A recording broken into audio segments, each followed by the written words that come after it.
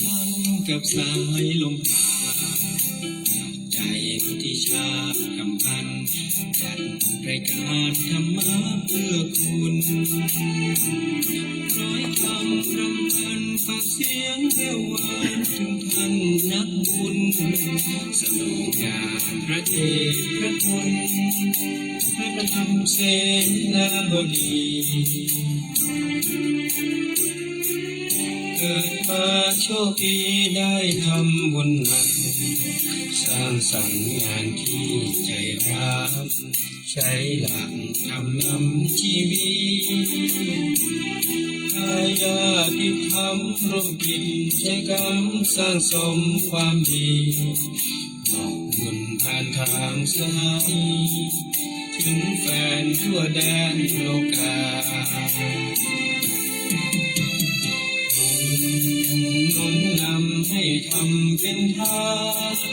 จิตใจอย่าทำชื่นบานให้มีชีวิตชีวาบัดนี้อย่าทำเชื่อมันศรัทธาคำสอนขององค์สมมาทรงโปรดเมตตาประทานไว้ให้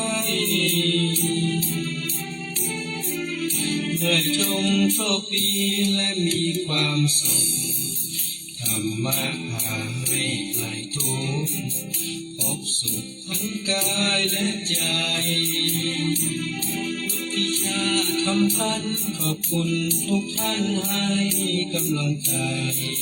ทำกันสบายสุดท้ายคนหลอมหน้าจอทุกวัน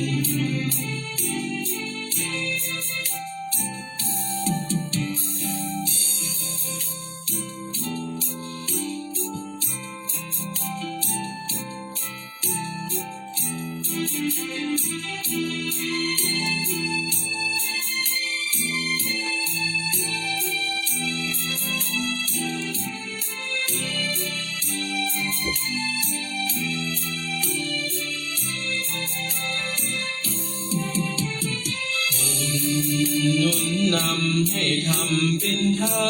นจิตใจอย่าทำชื่นบานให้มีชีวิตชีวาบัดนี้อย่าทำเชื่อมันศรัทธาคำสอนขององค์สมมาทรงโปรดเมตตาประทานไว้ให้และจงโชคดีและมีความสุขธรรมะพาให้คลายทุกข์พบสุขทั้งกายและใจผู้ที่ชาติกำปันขอบคุณทุกท่านให้กำลังใจปั่นกันสบายสไตล์คุณนอนหน้าจอทุกวัน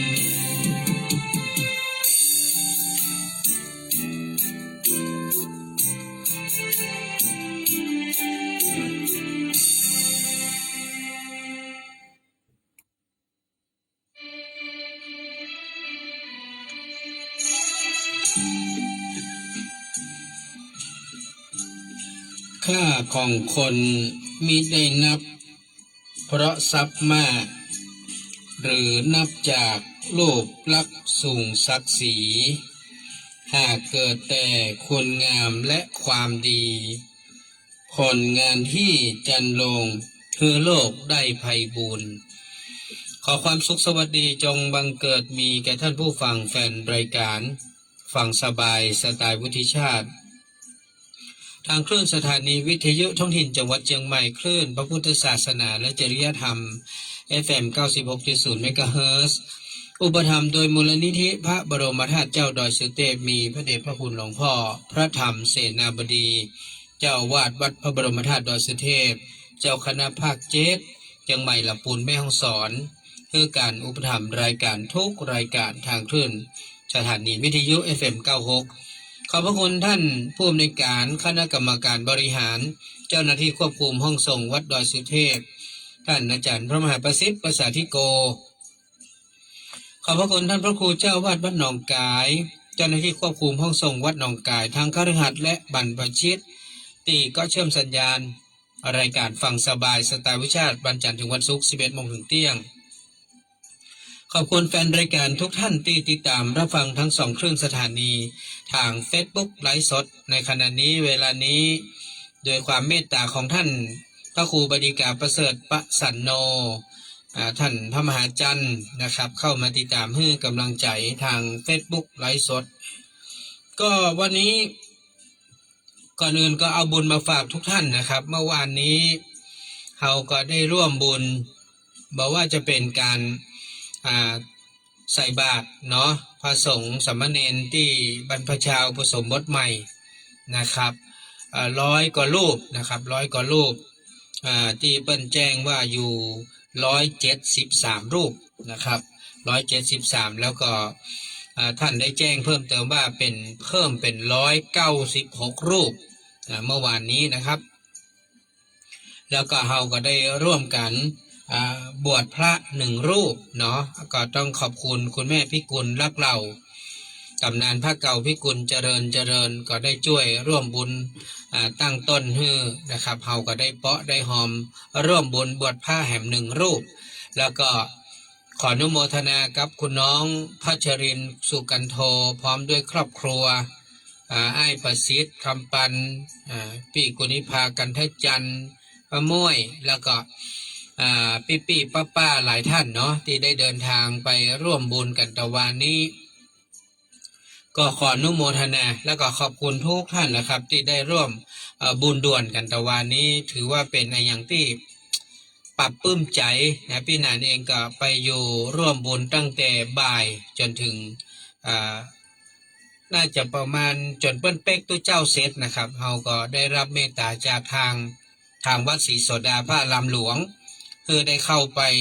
น้อมถวายปัจจัยทายทานเพื่อแก่พระสงฆ์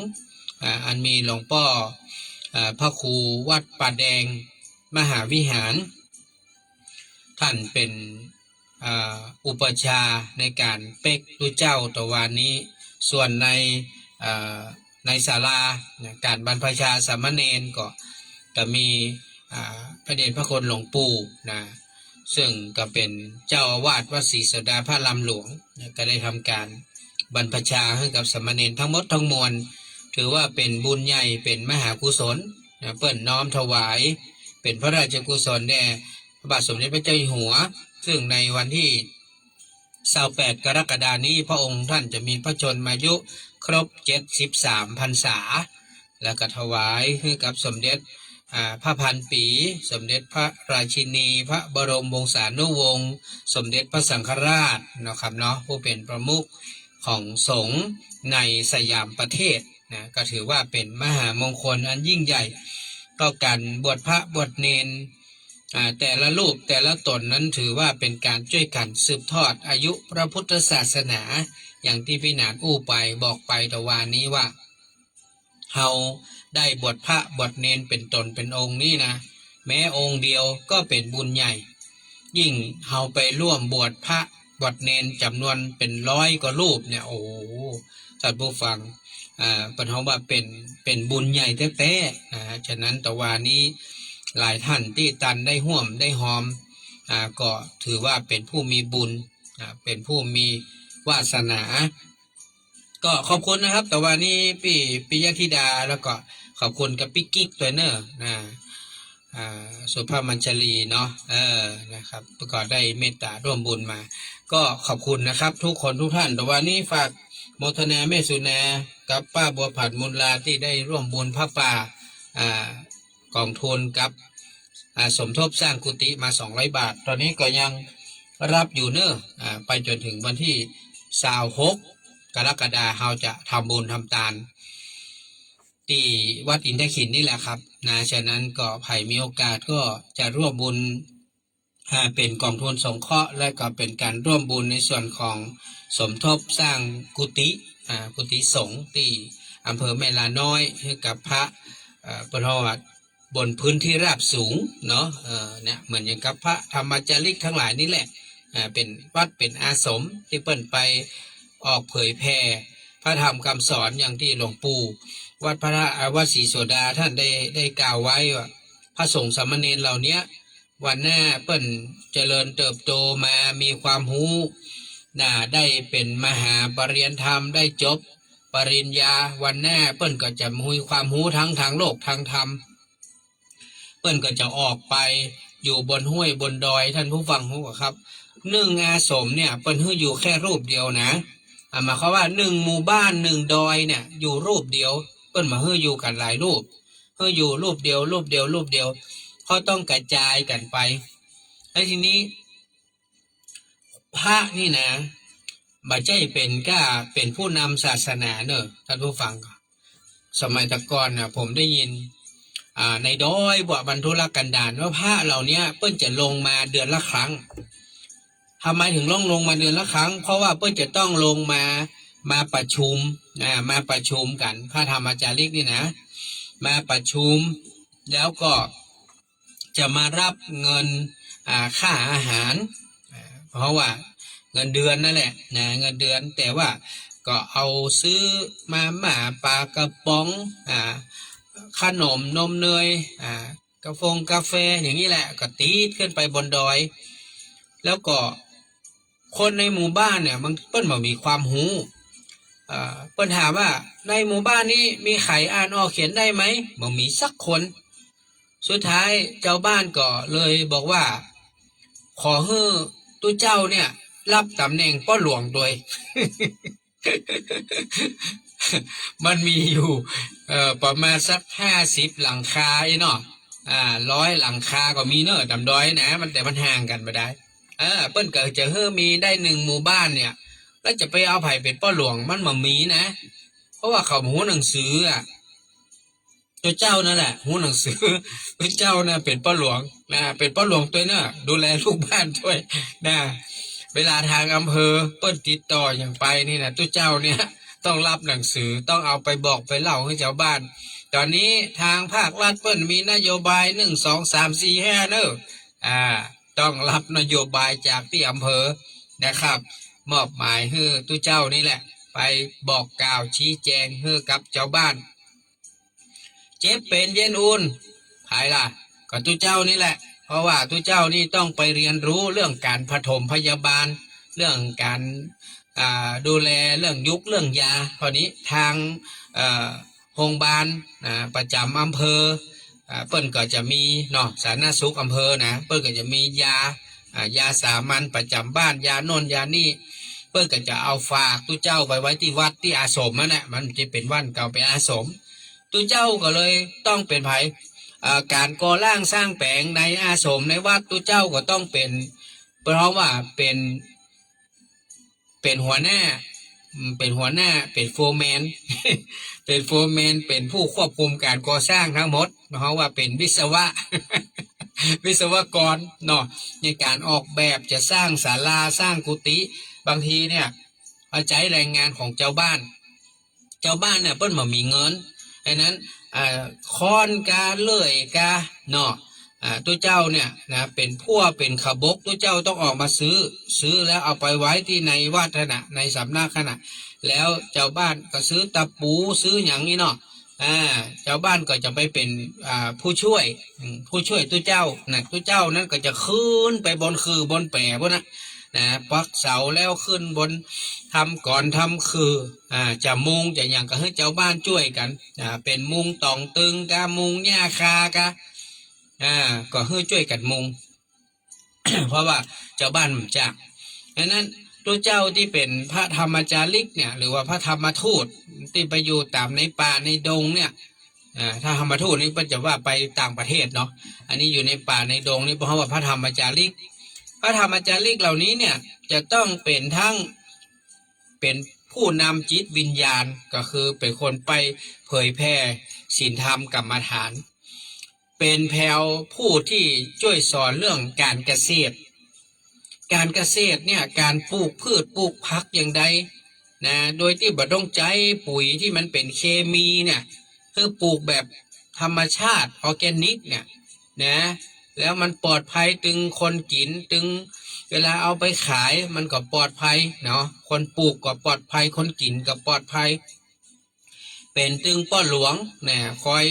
รับภาระธุระดูแลเจ้าบ้านนะบอกข่าวไปตังอำเภอเปิ้นมีเลือกตั้งก็มีอย่างเป็นตึงเปิ้นเขาว่าเป็นคุณหมอนะคุณหมอจำเป็นเนาะเวลาเจ้าบ้านเจ็บเป็นเย็นอุ่นนี่จะต้องมาหาตุเจ้าคือตุเจ้าช่วยดูแลเบื้องต้นหลังจากนั้นทำไว้ก็ส่งไปหุงยาเนี่ยอันเนี้ยคือการเป็นตุเจ้าพระธรรมจาริกนี่เป็นทุกอย่างถ้าคนแบบมีความฮักในความเสียสละมาฮักในพระศาสนาเนี่ยคนเหล่านี้อยู่มาได้ท่านผู้ฟังเงินเดือนเหมือนที่แปลงนะสมัยเมื่อพี่นันบวชอยู่เมื่อปีสี่คือเปิ้นบอกว่าถ้าเขาจะไปเป็นพระธรรมจาริกเนี่ยเขาจะต้องอยู่ปี3ปี4ฉะนั้นปี3ปี4ก็จะต้องประมาณพศ2543ประมาณ44ประมาณ44เพราะพี่นันเริ่มเรียนปี1ในปี42 43ก็อยู่ปี2ถ้าจะเรียนเป็นสังคมสงเคราะห์นี่จะต้องแยกไปเรียนที่วัดศรีโสดาก็จะต้องเรียนปี3ปี4เนี่ยไปเรียนเป็นพระธรรมจาริกนี่นะสังคมสงเคราะห์มูลนี้เพื่อจะจบปริญญาตรีสังคมสงเคราะห์เนอะเนี่ยเพื่อถึงเก่งไงเก่งในการดูแลทุกสิ่งทุกอย่างนะอนุเคราะห์สงเคราะห์ทั้งหลายเหล่านี้นั้นโอ้ท่านผู้ฟังสมัยนั้นเมื่อปี4445เนี่ยจำได้ว่าประมาณ4,500 บาทสมัยนั้นนะ4,500 บาทต่อ1รูปทางวัดศรีโสดาพระลำหลวงโดยกองทุนหรืออย่างก็บอกว่าแต่ที่เปิ้นได้มานะเปิ้นจะจัดสรรปันส่วนให้สมัยเมื่อปี4445นะประมาณ4,000ต้นนี่แหละแต่บัดเดี๋ยวนี้ผมบ่ฮู้เพราะว่าผมก็ออกประเมินนานเนาะเราก็บ่ฮู้ว่าเวลามันผ่านไป20 กว่าปีเนี่ยบ่ฮู้ว่าเปิ้นขึ้นมาเท่าใดเนาะก็น่าจะประมาณสัก8,000ได้อยู่มั้งเนาะแต่จะเจ้าเงินกับเงินเดือนของงานเทศบาลเนาะเงินเดือนสทเลยนะถ้าอยู่ประมาณนั่นแหละนะประมาณ8,000 9,000นี่แหละถ้ามาเทียบระดับวุฒิปริญญาตรีเนี่ยมันเงินเดือน15,000นะท่านผู้ฟังนะแต่คณะสงฆ์เปิ้ลคงบ่มีฮื้อหรอกขนาดนั้นนะ15,000เนี่ยคงบ่ได้หรอกนะหมู่ที่เปิ้ลไปอยู่ตามอาสมเนี่ยส่วนมากก็จะเป็นพระนิสิตที่จบปี4แล้วนะปี4แล้วแต่ช่วงอยู่ปี3นั้นอาจจะไปฝึกงานเป็นเตื้อเพื่อจะให้ไปอยู่เดือน2เดือน3เดือนก็เพื่อจะมีการเปิ้นเพราะว่าท้ายปีนะเปิ้นจะให้ไปฝึกงานพอจบแล้วก็จะได้ไปอยู่ได้อย่างเปิ้นเพราะว่ามีความคุ้นเคยความคุ้นเคยนี่นะมันต้องมีการไปอยู่ก่อนไปอยู่ให้ได้หูได้หันก่อนสาธุเนอร์ท่านอาจารย์สุริยันดังนั้นต้องให้ได้ไปอยู่ไปหูไปหันสภาพความเป็นอยู่จริงๆว่าถ้าคุณจบมาแล้วเนี่ยคุณจะไปอยู่ได้ไหม ไม่ใช่ว่าจบแล้วไปอยู่เลยมันไม่ได้บางองค์มันตนเปิ้นปรับตัวมาได้แล้วเปิ้นจะอยู่บ่ไหวเพราะมันทุรกันดารมากการเดินทางเนี่ยแบบต้องใจแบบขึ้นรถไปแล้วก็ต้องไปต่อรถในป่าในดอยไปนะแล้วบางจุดเนี่ยรถก็บ่สามารถขึ้นไปได้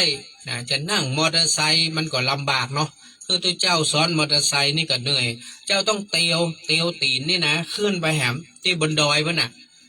บางจุดเนี่ยมันรถเข้าบ่ถึงอย่างนั้นอันเนี้ยความลำบากต่างๆเนี่ยมันเป็นอย่างที่ค่อนข้างจะโหดร้ายพอสมควรฉะนั้นผ้าเหล่านี้ที่อยู่ตาม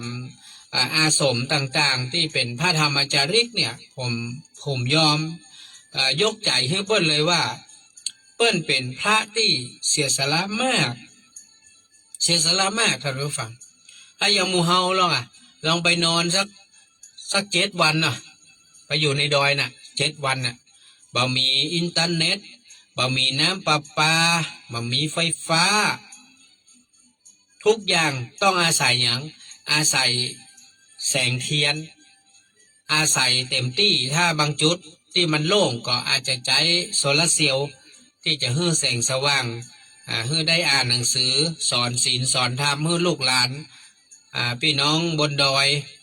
เนี่ยส่วนแม่เพื่อจะไปเน้นที่ละอ่อนก่อนเพราะละอ่อนมันเนี่ยมันขาดการศึกษาเนี่ยเพื่อจะเอาละอ่อนน้อยๆเนี่ยที่ยังไม่ได้ไปโรงเรียนเนี่ยที่มันต่ำกว่า7 ปีลงไปเนี่ยจะเอาละอ่อนมันเนี่ย4-5 ขวบ6 ขวบมันเนี่ยถ้าเป็นทางบ้านเฮานี่คือต้องเรียนอนุบาลเตรียมอนุบาลเนาะแต่ว่าอยู่บนดอยมันมีโรงเรียนเด็กเล็กนะก็คือต้องรอให้ได้7 ขวบนะประมาณเนี้ยแล้วก็เข้าป.1โรงเรียนก็บ่ใกล้นะโรงเรียนก็ไกลบางที่ต้องเป็นโรงเรียนกินนอนอย่างท่านอาจารย์เจ้าคุณดร.ที่เปิ้นไปเนี่ยโรงเรียนตำรวจตระเวนชายแดนเนี่ยเนี่ยต้องไปกินนอนเลยนะก็คือต้องมีทำการเกษตรมีการเลี้ยงไก่เลี้ยงปลาเพื่อที่จะเอามาเป็นอาหารเลี้ยง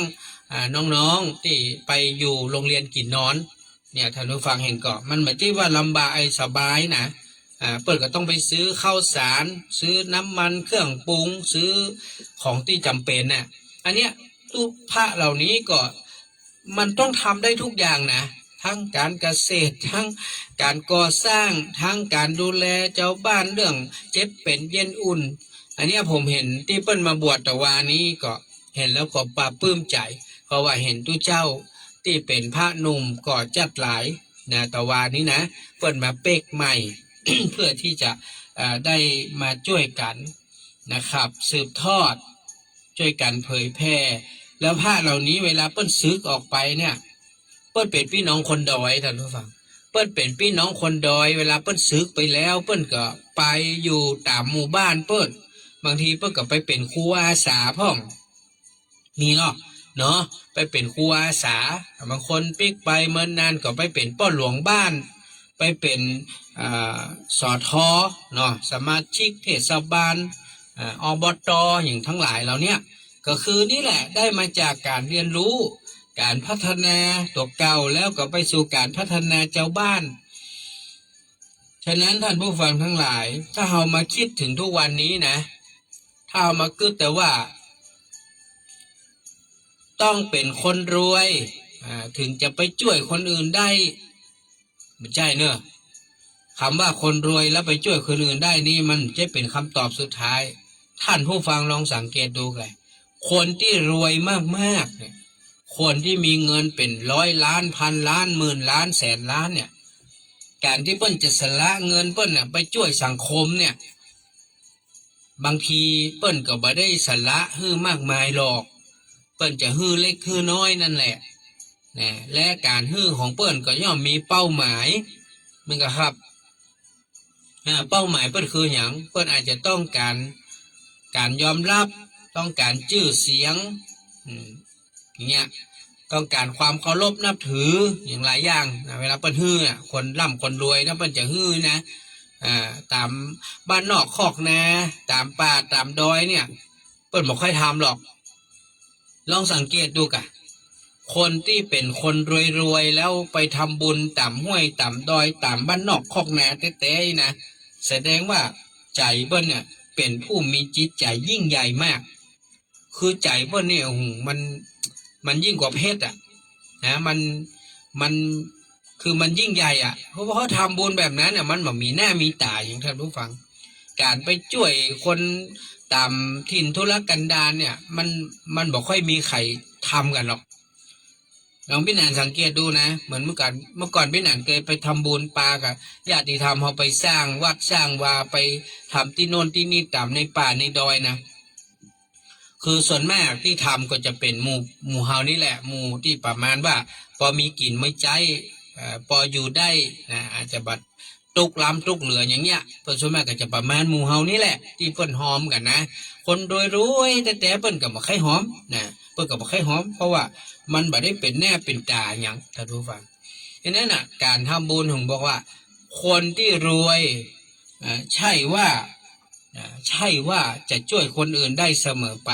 คนตู้คนเนี้ยอย่างหมู่เฮานี่บางครั้งเฮาช่วยกันเสียสละคนเล็กคนละน้อย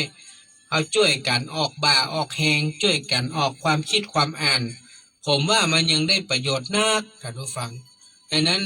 ท่านอย่าไปอ้างว่าจะทำบุญทำทานจะแบ่งจะปันจะช่วยเหลือไผ บอกว่ารอให้รวยก่อนเพราะตัวเก่าก็ยังเป็นหนี้เป็นสินยังบักกุ้มกินกุ้มใจเตื้อถ้าท่านบอกอย่างนี้นี่แสดงว่าชีวิตนี้ท่านทั้งชีวิตท่านจะมามีโอกาสได้สร้างบุญสร้างบารมีอย่างเลย ท่านก็เอาแต่เหตุผลที่ท่านบอกว่าท่านยังตุกข์อยู่ท่านยังลำบากอยู่ท่านยังเป็นหนี้เป็นสินอยู่จะให้ท่านกินท่านตานจะให้ท่านแบ่งท่านปัดท่านทำมาได้หรอกเพราะท่านยังตัดใจตัวเก่าบ่ได้ตัดใจ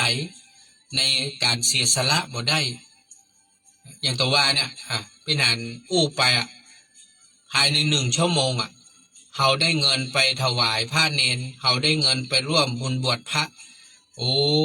มันใจว่าง่ายๆนะแต่ว่าคนที่เปิ้นติดต่อมาแต่ว่านี้นะแล้วก็ทำบุญพร้อมโอนทำบุญพร้อมโอนนี่แสดงว่าใจเปิ้นถึงแต่ใจเปิ้นนี่มันเต็มที่ละอยากทำนะอย่างบางท่านโอ้ขอเป๊ะแล้วก่อนนี่ขอเป๊ะก่อนที่จะโอนคืนให้เนอะแล้วก็มีท่านผู้ใหญ่ใจบุญเปิ้นก็โอนต่างมาฝากคือพี่นานไว้พี่นานถ้าเปิ้นโอนมาคืนพี่นานก็เอาไปจัดบุญทำบุญอย่างอื่นต่อเนอะเนี่ยอันเนี้ยคือเปิ้นใจเปิ้นฮื้อใจเปิ้นฮื้อฉะนั้นเขาถึงบอกว่าคนที่มาเปรียบกับเรื่องของค่าของคนเฮาทุกวันนี้นะมันไม่ได้อยู่ที่การมียศมีทรัพย์ไม่ได้อยู่ที่การร่ำรวยมีฐานะเพียงอย่างเดียวนะท่านผู้ฟังนะค่าของคนเฮาทุกวันเนี้ยเดนเนอร์ว่าไดครับอ๋อครับเข้าใจแล้วครับครับผมสาธุครับครับขอบคุณครับขอบคุณก็ขอบคุณนะพ่อนานประพัฒน์แม่จันทร์ศรีดวงแสงก็ต้องขอบคุณคุณปิยธิดานะแล้วก็ขอบคุณกับพี่กิ๊กด้วยเนอะนะที่เป็นก็เมตตาช่วยเป็นธุระนะในการที่ออกสตางค์ให้ก่อน เพราะเปิ้นบอกว่าอินดูคนเฒ่านะคนเฒ่าอยากทำบุญนะก็เลยช่วยออกให้ก่อนนะถ้าเปิ้นโอนคืนมาพี่นันก็เอาไปจัดสรรบุญให้กำเนิดอันนี้ก็ต้องขอบคุณนะท่านผู้ใหญ่ใจบุญที่จริงเปิ้นก็ว่าปกติเปิ้นก็บ่ได้นั่งฟังหน้าวิทยุหรอกแต่ว่านี่มันเป็นเจ็บแข้งเจ็บขา ก็เลยนั่งขอเยาะไว้ได้ยินพี่นานอู้เรื่องบุญด่วนบุญพิเศษก็เลยรีบเลยก็เลยรีบก็ขอบคุณอีกครั้งหนึ่งนะครับอันนี้ท่านผู้ฟังเพราะนั้นเฮาท่านทั้งหลายก็เหมือนกันการที่เฮาจะสร้างคุณงามความดีอย่างไว้กับเนื้อกับตัวเนี่ยบางครั้งมันต้องเสียสละบางคนบางท่านถามพี่นันเหนื่อยก็หล่นไปหล่นมาที่หั่นที่นี่บางทีก็น้ำหมูกน้ำมันก็ต้องจกเองจ่ายเองเหนื่อยกะเนี่ยนั่งพิมพ์เนี่ยนั่งปิ้นนั่งแปะแบบนี้นี่ก็ปิ้นรายชื่อละเนี่ยเตรียมจะใส่ซองกำลังติดสติกเกอร์ที่ผ้าสบงแล้วก็ติดจ้องย่อมแล้วจ้ะนะจ้องก็ย่อมแล้วเตี้ยกำลังติดเนี่ยก็ต้องเร่งทุกอย่างเพื่อมันเสร็จก่อนวันที่4เพราะว่าวันที่4ผมมาว่างวันที่4ผมต้องไปประชุมกสทช.ในนามสถานีวิทยุขึ้น96โดยท่านผอ.ท่านทางคณะกรรมการมูลที่เปิดน้ำมอบหมายให้เป็นนันไปประชุมแทนฉะนั้นอันเนี้ยวันที่4บอกว่างเลยนะรายการก็ไม่ได้ออกนะบอกไว้ก่อน96ก็ไม่ได้ออกลองกายก็ไม่ได้ออก Facebook ก็ไม่ได้ออกเนอะบอกก่อนยศออก1 วันวันศุกร์ที่4นี่นะต้องไปประชุมนะครับวันที่5ก็จะต้องปาพ่อแม่ญาติธรรม2 กันรถตู้ก็ขอบคุณทุกท่านนะครับที่เข้ามาเติมเต็มว่าจะเป็นท่านอาจารย์สุริยันก็ดีบอกว่าจะเป็นคุณแม่พิกุลรักเราก็ดีเนี่ยเข้ามาเติมเต็มพอดีเลย2 กันรถตู้นะเต็มเป๊ะเลยแต่วันนี้พี่นันก็เลยสั่งเข้ากล่องไปแหม2นะเพราะว่าอย่างต้องการที่จะเอาเผื่อให้กับโชเฟอร์รถตู้นะเพราะว่ารถตู้นั้นเปิ้นเป็นคนที่ปลาเฮาไปฉะนั้นเราก็ต้องมีข้าวมีน้ำให้เปิ้นกินตัวเนาะพรุ่งนี้พี่นันจะต้องวันนี้จะต้องไปซื้อน้ำดื่มเนี่ยนะต้องซื้อน้ำดื่มนะครับเอาไว้ให้กับญาติธรรมเปิดว่าตาลน้ำเป็นเศรษฐีลูกเนี่ยช่วงนี้เราจะตาลน้ำดื่มช่วงวันที่5นี่นะก็จะได้เอาน้ำดื่มแจกจ่ายให้กับพ่อแม่ญาติธรรมที่เดินทางไปร่วมบุญด้วยกันก็2 กันรถตู้ก็20 คนนะครับเดี๋ยวจะได้สั่งเดี๋ยวไปซื้อน้ำดื่ม เปิ้นได้กินกันในกลางระหว่างเดินทางนี่นะก็อย่างที่เฮาเป็นบุญเล็กๆน้อยๆได้ก็เก็บเล็กผสมน้อยท่านผู้ฟังจริงอยู่เฮาบ่ได้มีสตุ้งสตางค์อย่างพี่นันก็หักหนี้หักสินแล้วก็เหลือสักเล็กสักน้อยแต่ไอ้เงินที่มันเหลือเล็กน้อยเนี่ยบางครั้งเฮาก็เอามาทำบุญทำกุศลเป็นประโยชน์ไว้ในภายภาคหน้าเฮาก็บ่ฮู้หรอกครับปัจจุบันนี้เฮาอาจจะยังบ่หันผลนะแต่พี่นันนี่ก็บอกก่อนว่าหันผลตลอด20 กว่าปีที่ผ่านมาตั้งแต่บวชเป็นตัวเจ้าอายุ24นะฮะมาจนถึงตอนเนี้ย50ปลายน้อยๆเนี่ยก็20 กว่าปีก็รู้สึกว่าหันผลนะประมาณเกือบ20 ปีนี่นะได้หันผลแต่ว่าแต่เนาะการที่เราได้สร้างบุญสร้างกุศลมาเนี่ยนะตั้งแต่ปี42เนาะมาจนถึง68นะ26 ปีท่านผู้ฟัง26 ปีเนี่ยทำให้เราได้หันเพราะว่าผลิตผลเนาะได้เห็นผลิตผลในสิ่งที่เราได้ทำไว้ตั้งแต่ผมเป็นผู้เจ้าผมก็เมื่อเจ้าผมก็ไปสอนตามโรงเรียน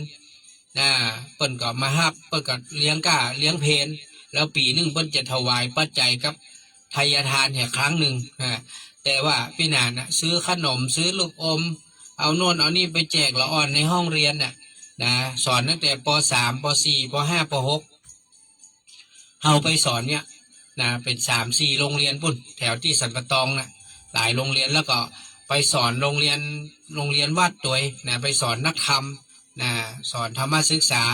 อย่างเงี้ยมันก็ทำให้เราได้สร้างบุญสร้างกุศล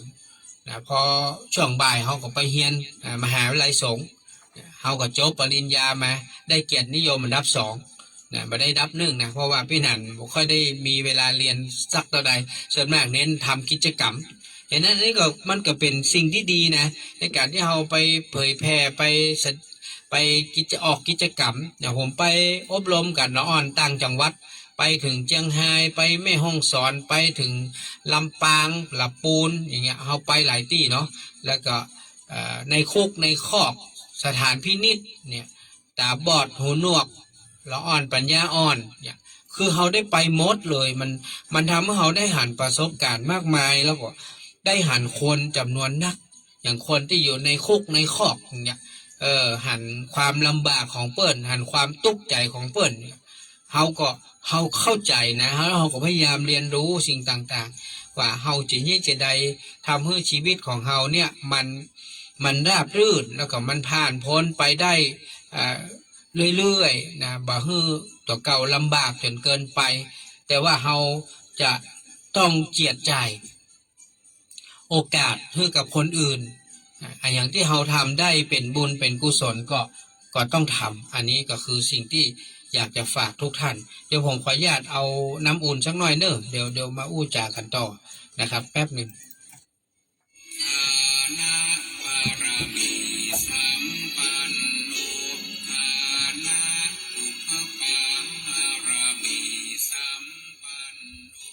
พี่นานวุฒิชาติคำปันห้องส่งวัดอินทขินสะดือเมืองขอเชิญชวนศรัทธาสาธุชนผู้ใจบุญทุกท่านร่วมบุญผ้าป่ากองทุนสงเคราะห์และสมทบสร้างกุฏิสงฆ์ณอำเภอแม่ลาน้อยเพื่อถวายเป็นบุญเป็นกุศลในช่วงเข้าพรรษาที่จะมาถึงนี้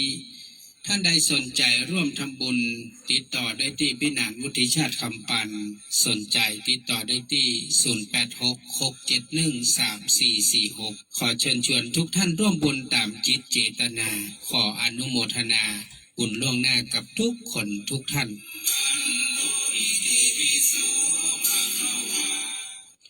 ดังนั้นการที่เราได้แสดงความเสียสละนะครับแม้เพียงเล็กน้อยก็ถือว่าเป็นบุญก็มันอย่างที่เป็นอันว่าทำผ้าป่าเนี่ยก็แบ่งเป็น2 ส่วนในการสงเคราะห์บางทีมีญาติธรรมแฟนรายการพ่อแก่แม่เฒ่าบางทีท่านเสียชีวิตไปเพื่อเป็น FC เป็นแฟนรายการเนาะติดตามทำบุญกินตานกันมาบางทีเปิ้นเสียชีวิตปุ๊บปั๊บ เราได้ยินได้ฟังมาเราก็อยากจะไปร่วมบุญเอาผ้าไตรไปซับไตรเอาปัจจัยไปหอมสัก400-500พี่เนาะมันก็ถ้าถามมันก็ชุดหนึ่งก็เป็นพันกว่าบาทแล้วนะเฉพาะผ้าไตรก็ถ้าไตรเล็กก็ประมาณ600-700ถ้าไตรใหญ่ก็เป็นพันอย่างเงี้ยเขาก็อยากจะไปหอมอย่างน้อยไม่ได้หอมไตรใหญ่ก็หอมไตรน้อยนะส่วนสัก700เนี่ยแล้วก็ปัจจัย500ก็ได้ละ1,200เลยไหมเนี่ย1,200ละแล้วก็ยังเหมือนนับเรื่องของค่ารถที่พี่หนานเดินทางไปเองนะอันนี้ขี่รถไปเองเติมน้ำมันรถเองนะไปร่วมบุญแทนพ่อแม่ศรัทธาเฮาในนามญาติธรรมเฮาพี่หนานก็ทำมาตลอดนะฮะตั้งแต่ทำกองทุนเมื่อหลายปีก่อนเขาก็หมดไปเขาก็ได้โจกได้ออกมาตลอดแล้วก็พอดีมี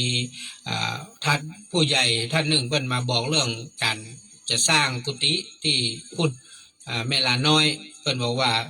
กุฏิมันล่มนะเพราะว่ามันเกิดแผ่นดินไหวเมื่อครั้งที่แล้วนะก็ทำให้กุฏิมันเบิ้งมันล่มเพิ่นก็ต้องใจเงินเพิ่นว่า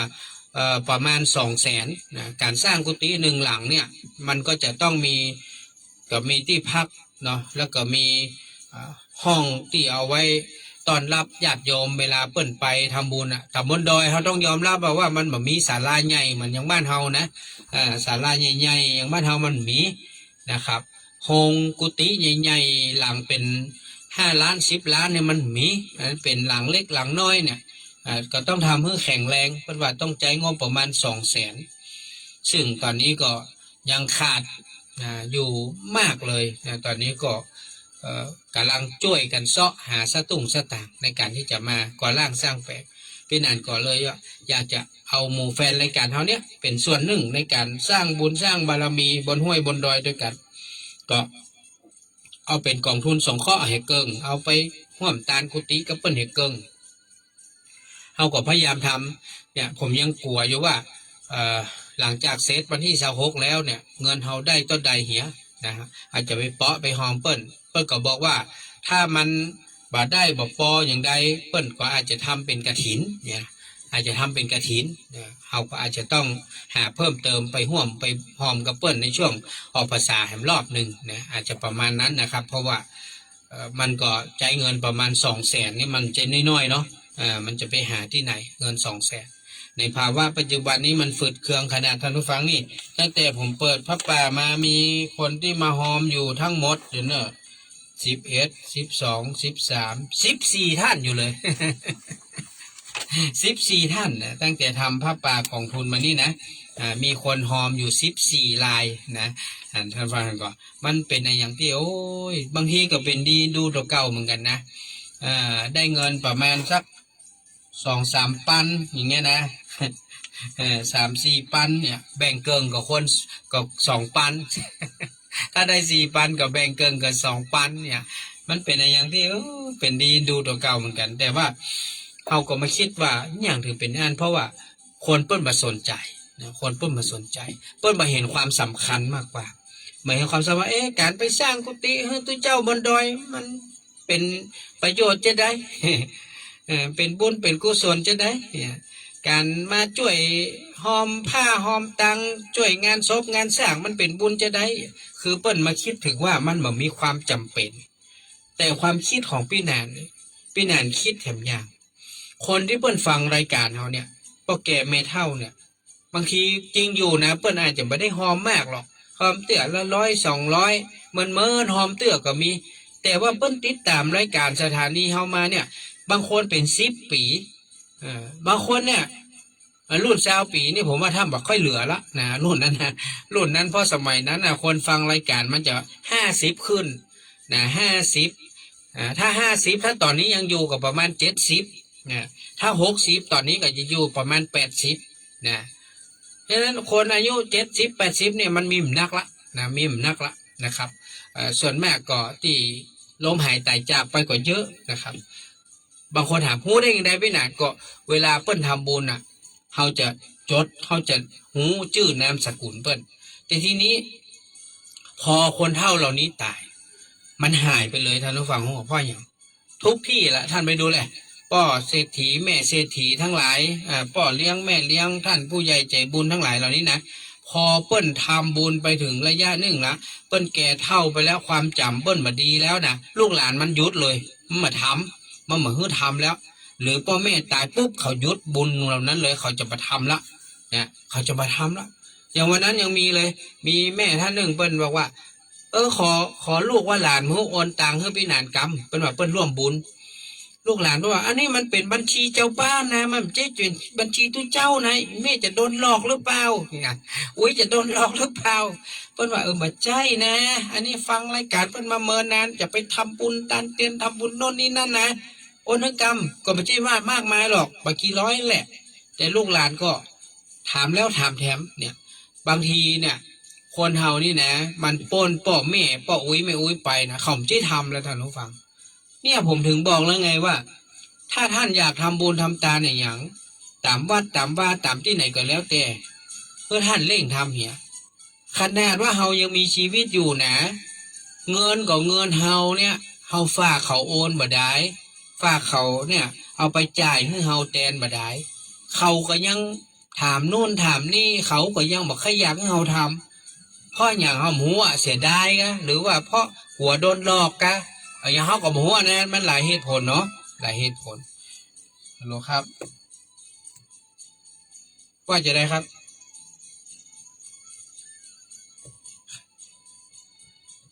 อ๋อครับต่อใดครับได้ค่ะ100เดียวกับแบ่งคน50อะค่ะแบ่งไปทีละ50เป็นอย่างก็โอนเบอร์จะเบอร์พร้อมเพย์ก็ได้064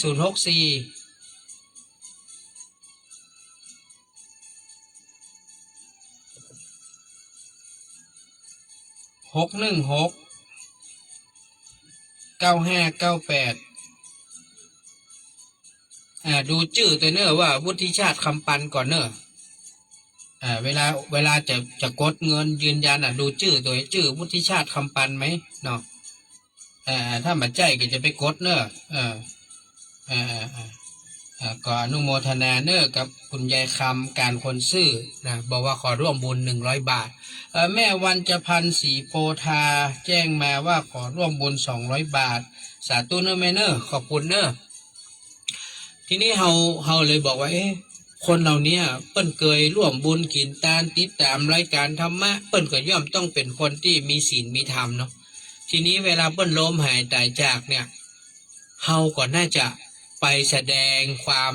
ไว้อาลัยไปร่วมให้ร่วมหอมกับเปิ้นเล็กๆน้อยๆพี่แหนนมีความคิดอย่างนั้นนะว่ามันเหมือนเป็นการไปตอบแทนคุณงามความดีเปิ้นสมัยตะก่อน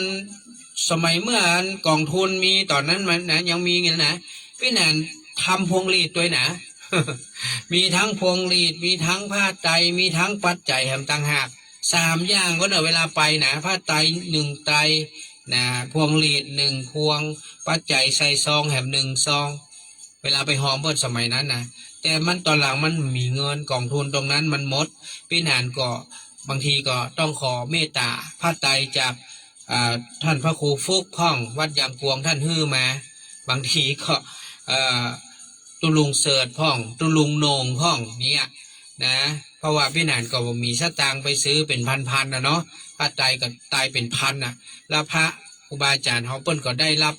จากญาติโยมมาทีนี้เปิ้นก็ไม่ได้ใจมากมายหรอกทีนี้เปิ้นพอมีแบ่งเปิ้นก็แบ่งเนี่ยอย่างวัดยางกวงท่านพระครูฟุกเนี่ยท่านก็ฮื้อมาตลอดอะสมัยตะก่อนต้องยอมรับเลยพี่นานไปปูจาเอาเถอะ100 200พี่นานก็ยอดนะยอดตู้เพื่อนเปิ้นก็ว่าเป็นยังป่อไปเลยเอาไปทำบุญเพื่อกับคนเฒ่าผมก็เอาชื่อเป็นแปะใส่ไปนะเอาก็สตางค์ใส่ซองแทนพ่อแม่ศรัทธา500 บาทพี่นานครับรถไปหอมไปร่วมบุญกับเปิ้นเฮาก็มาคิดถึงว่าเนี่ยสิ่งที่เฮาทำเนี่ยนะบางทีผมไปลูกหลานเบิ่งที่รู้จักผมนะอันนี้มีไผรู้จักผมสักคนผมไปทำบุญเสร็จบางทีเปิ้นก็ไม่ได้ต้อนรับอย่างเฮาหรอกเนาะเปิ้นมาฮู้จักเปิ้นก็มาต้อนรับเนี่ยเฮาไปหอมไปตานเสร็จเฮาก็ปิกเลยนะก็ไม่ได้อยู่เพราะว่าอย่างเปิ้นมาฮู้จักเฮาลูกหลานเปิ้นมาฮู้จักเฮาเนี่ยท่านผู้ฟังเห็นก็ผมถึงบอกแล้วไงว่าคนรุ่นเฮาเนี่ยที่กินตาลเนี่ยก็40ขึ้นทั้งนั้นนะ40 50ขึ้น ถ้าลุ่มนี่ไปนะมันไม่ค่อยสนใจละเรื่องกินเรื่องการไม่ค่อยต่อใดละนะชอบเรื่องกินเรื่องแอวมากกว่านะฉะนั้นคน40ขึ้นไปนั่นแหละที่จะมีโอกาสได้กินได้ทานฉะนั้นผมบอกคือเฮาเนี่ยได้ก็เนี่ยเองทำได้ทำเองไม่ต้องไปรอผัวรอเมียรอพ่อแม่ลูกหลานพี่น้องนะไม่ต้องรอไผมาทำแทนเฮาทำได้เฮาก็ทำเหียวันหนึ่งเฮาล้มหายตายจากเขาบ่ต่อเขาบ่ทำก็ปล่อยเขาไปกรรมไผก็กรรมมันบุญไผก็บุญมันผมถึงบอกเนี่ยผมมาอู้อย่างนักนะยังไม่กับลูกเมียผมก็อู้ยะนะผมบอกเลยว่าจะทำบุญทำอย่างก็ทำตอนนี้นะถ้าวันหนึ่งผมตายแล้วนี่นะจะทำบุญให้ผมก็ได้บ่ทำให้ผมก็ได้ตึงบอกให้ตึงเมียตึงลูกเพราะผมมีความมั่นใจผมว่าผมก็ได้กินได้ทานผมก็ได้รักษาศีลได้ปฏิบัติธรรมได้ไหว้พระสวดมนต์ผมก็ได้ไปสร้างหั่นสร้างนี่ผมก็เชื่อว่าผมยังพอมีบุญอยู่บาปมามากก็น้อยล่ะผมมีบุญติดตัวผมอยู่นะบุญทานบุญศีลบุญภาวนานี่นะผมก็เชื่อว่าผมยังพอมีอยู่ผมน่าจะเอาตัวรอดได้ผมเชื่ออย่างนั้นนะเชื่อด้วยความสุจริตใจผมนะว่าผมน่าจะพอมีบุญเล็กบุญน้อยติดตัวผมไปอยู่ฉะนั้นใครจะทำให้ผมก็ได้บ่ทำผมก็ได้ผมไม่ได้มีการต้องมาขอร้องบังคับกันมาเนี่ยผมถึงบอกแล้วไงว่ามันมดรุ่นเฮาแล้วมันก็บอกมีไข่ทำแล้วท่านผู้ฟังการกินการทานทุกวันนี้ท่านลองไปดูแหละตามวัดตามบ้านกินตาลน้อยไปเรื่อยเรื่อยเรื่อยยิ่งถ้าวัดไหนมีงานบ่อยๆนะเจอหายมดสถาปีหนึ่งมี12 เดือนตัวเจ้าจัดเถียตู้ดึกกู้เดือนนี่นะเดี๋ยวก็บุญนั่นบุญนี่มีทุกเดือนหายท่านผู้ฟังหายในสถานนี่หายหมดอะขนาดเศรษฐียังหายโอ้ยเดี๋ยวก็มาเป็นประธานพิธีเด็กประธานพิธีประธานนี่มันเจ็บหนักหรอประธานนี่มันรักหมื่นบางทีรักแสนเนี่ยมันก็สู้บ่ไหวหรอกเนาะมันเข้าก็ถอยคนเดียวเปิ้ล เศรษฐียังก้านอ่ะนะอันนี้ต้องเข้าใจนะต้องเข้าใจผมเชื่ออย่างนั้นนะว่าทุกวันนี้การกินการทานมันจะลำบากไปเรื่อยๆนะมันจะบ่เหมือนเมื่อก่อนละนะอนุโมทนาเนอร์เข้ามาแล้วครับเข้ามาละของยายคำยายคำการคนซื่อเข้ามาแล้วครับรับทราบเนาะ100 บาทเด้ออนุโมทนายายคำการคนซื่อตัวเนอร์เข้ามาเรียบร้อยแล้ว100 บาทเนาะอนุโมทนาเข้ามาแล้วครับเรียบร้อยแล้วครับเรียบร้อยละว่าใดครับแม่ว่าใดครับ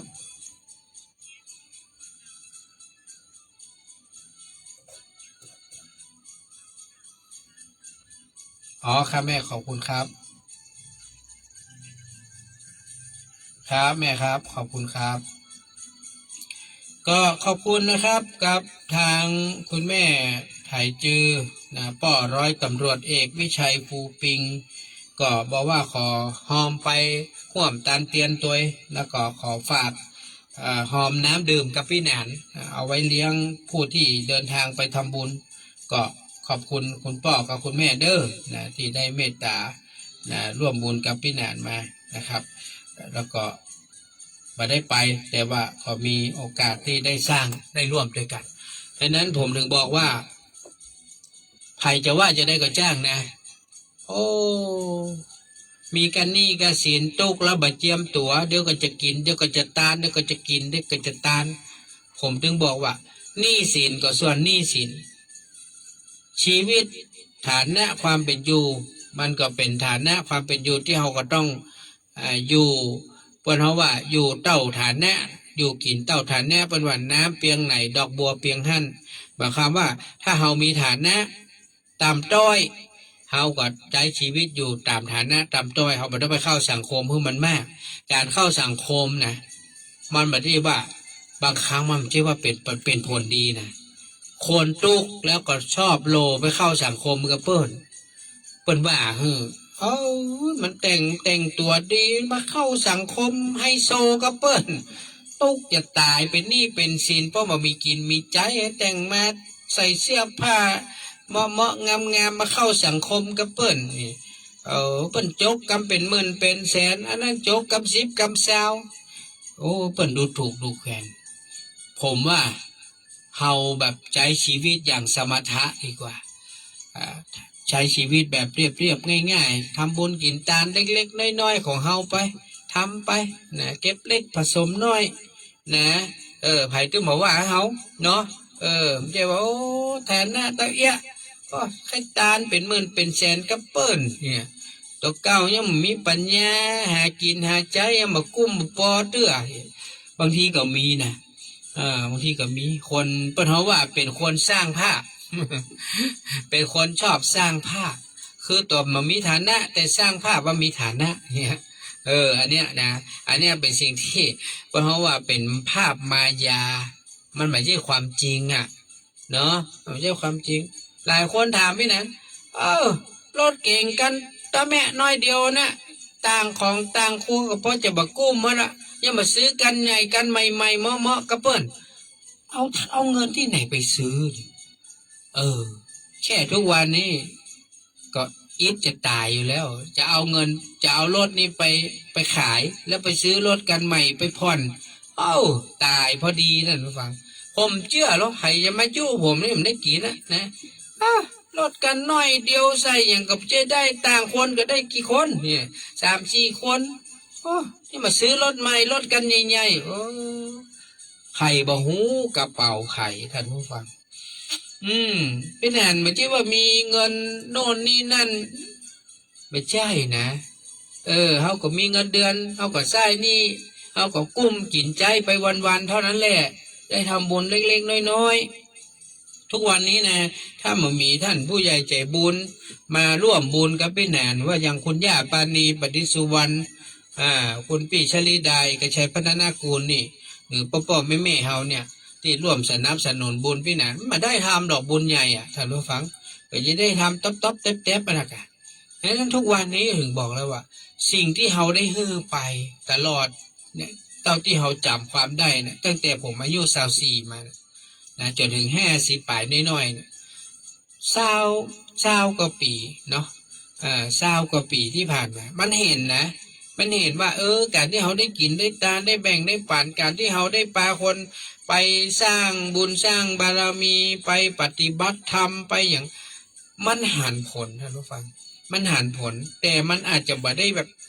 ปุ๊บปั๊บมันอาจจะใช้เวลาหน่อยการเดินทางของบุญนี่บางครั้งมันช้านะ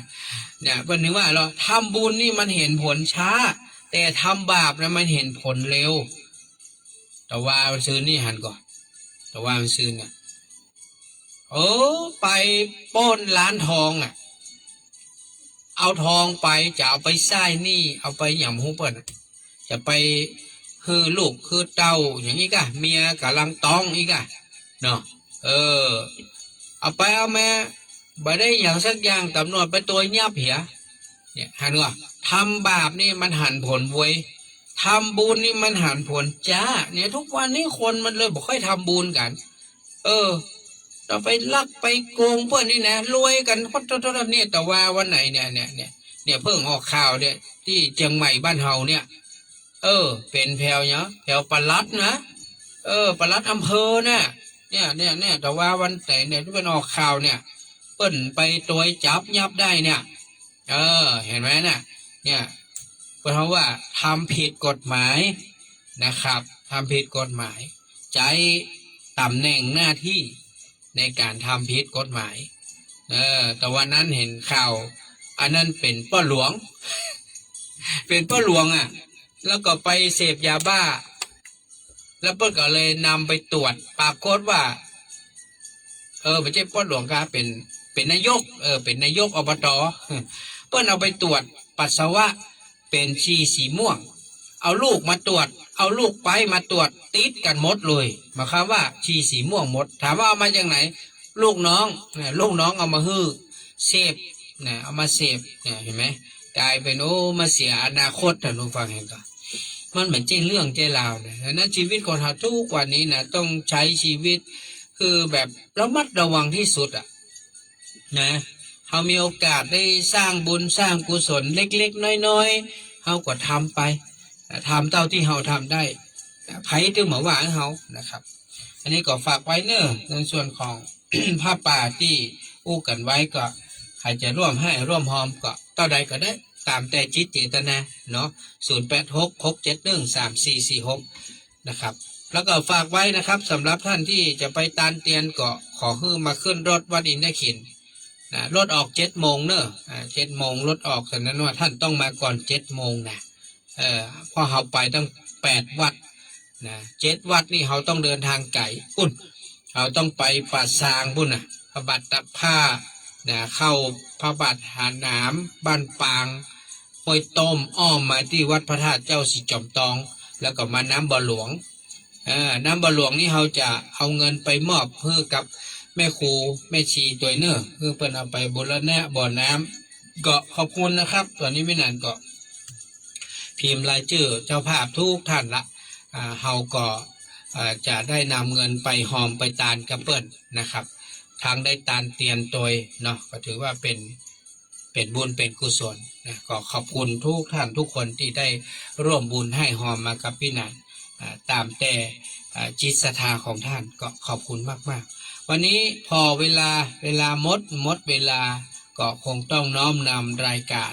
ฟังสบายสไตล์วุฒิชาติจากลาท่านผู้ฟังแฟนรายการไปก่อนแล้วเดี๋ยวก็มาปะกันใหม่สวัสดีครับ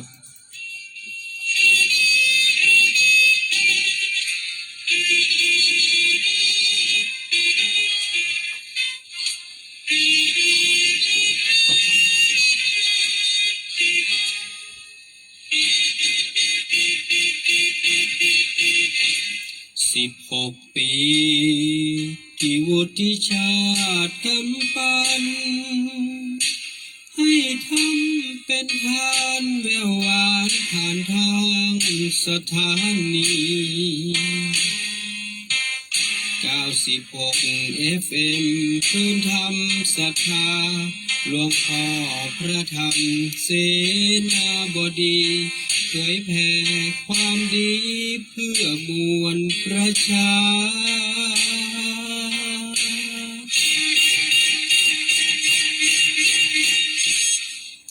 16 ปีทุ่มเทใจพักครอบครัวจะรักอย่าทำแน่นหนักในศรัทธาบอกบุญครั้งใดหลั่งไหลกันมาร่วมโมทนากุศลผลบุญอบอุ่นกายใจซึ้งในกมล